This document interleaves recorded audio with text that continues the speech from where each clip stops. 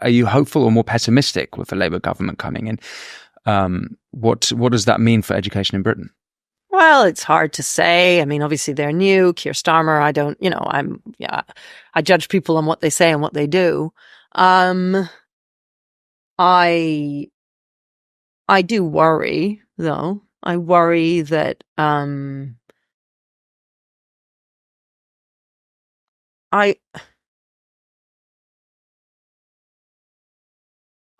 worry. Look, white guilt. And I'm not saying. Well, I am saying I see more of that in the Labour Party. For instance, taking the knee in 2020 and so on. That I think white people take the knee because of white guilt. And I know how much damage white guilt does, because it influences every decision that is made, not just political decisions, but personal decisions, everything. It's there all of the time, and it influences our culture.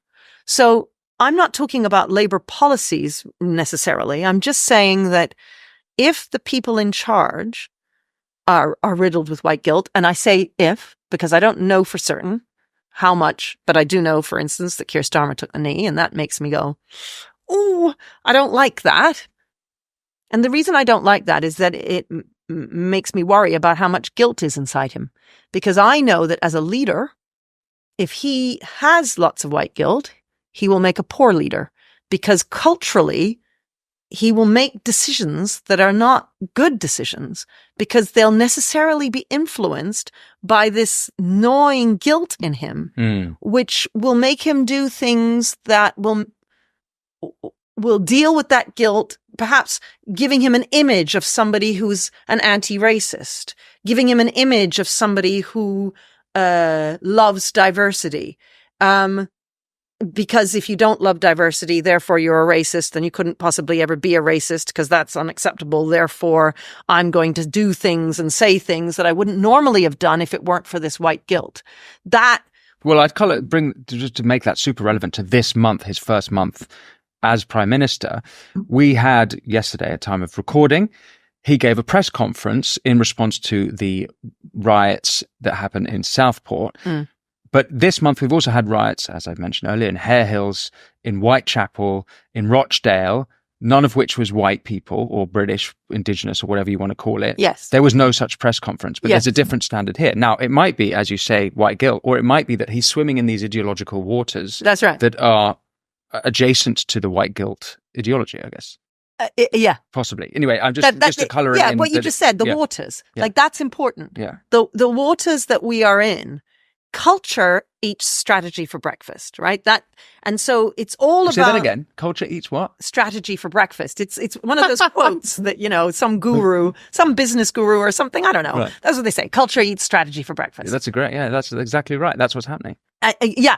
And anyone who runs an organization, you've always got to look at your culture. So we wrote a book. Our teachers at school, we wrote a book called The Power of Culture, where each one of my teachers writes a different chapter. I don't strategize. I manage my culture at school. That's what I'm doing all the time. And my worry, it's the same for the country. Our leaders should be managing the culture.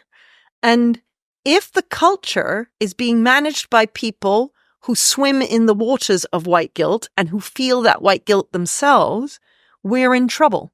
Now, I don't know how much, I don't know with Keir Starmer. I don't know. You make the point about the different riots and so on. And I don't know enough about the different riots. Right. I just don't know enough to be able to comment properly on that. So I don't know. I do worry. I worry because so many white people are affected by this white guilt. You have to be exceptional not to have white guilt. Because it's not their fault. It's that everybody tells you need to be guilty, and all the white fragility and why I'm not speaking to white people about race, and all those books are everywhere. You go into Waterstones and you see them all laid out. And so those are the books that you should read. And if you turn on Netflix, it's all about, race is everywhere these days.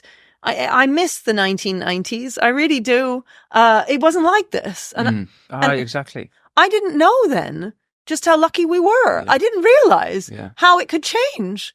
And the thing is, my young staff who are 23, 24, whatever, 26, 28, I mean, I have to keep saying to them, you don't know what it was like. I remember what it was like, and it was different. Now, look, I have to say in the 80s, there was, I mean, and in the 90s, but especially in the 80s, I remember there was some serious racism, and racism that I suffered from at school and so on, So, I'm not saying it was all glorious, but I kind of preferred that racism. Wow. Yeah, I kind of did. You kind of just knew how to deal with it, and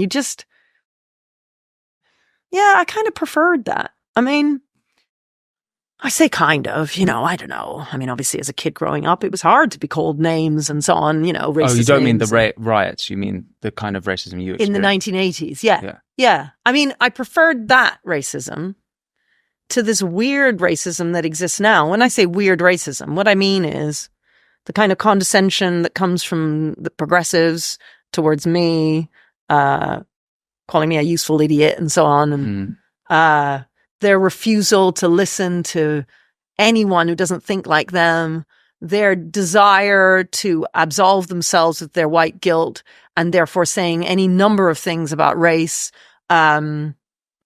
Just tell me what to say, I'll say it. Just don't call me a racist, kind of thing,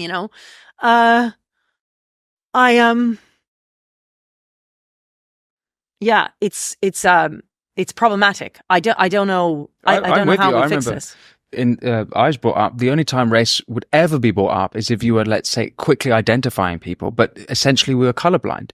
And then all this stuff comes up over the last, let's say, 10 years, and it trains you to see race. That's it. So I remember trying to understand this new progressive ideology. I read all the woke literature like Ta-Nehisi Coates or eventually Robin DiAngelo, and it forces you to see race first before everything else. That's right. So I had to get away from all that stuff. That's right. And it rots your brain. I mean, that's right. It's disgusting. People now will say to me, "Oh, we really want you to be part of our board of XYZ, because we need more diversity."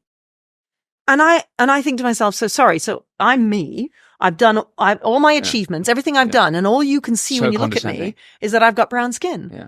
And that didn't used to happen. It didn't used to happen. Yeah. So it's because people are being taught to only see race and only see religion. And that is. I thought that some of this stuff might have gone away and that we might have seen that at its peak in 2020. And that seems to be, there's been a significant pushback against it that, no, you're shaking your head. I'm wrong. You think this is... No, I think we could have another summer of love like we did in 20. I mean, I guess we're kind of sort of having an inversion of the summer of the love right now. Yeah. Look, I think you mix in circles with lots of right-wing people, which is fine. I'm not criticizing you. but I don't think you see what I see. And in education. Yeah. And I don't think...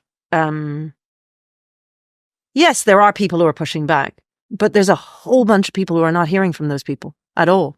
The progressives, they're not hearing from them. Thanks for watching this clip from The Winston Marshall Show. You can click here to watch the full episode. And for more clips like this one, don't forget to subscribe. And as always, be well.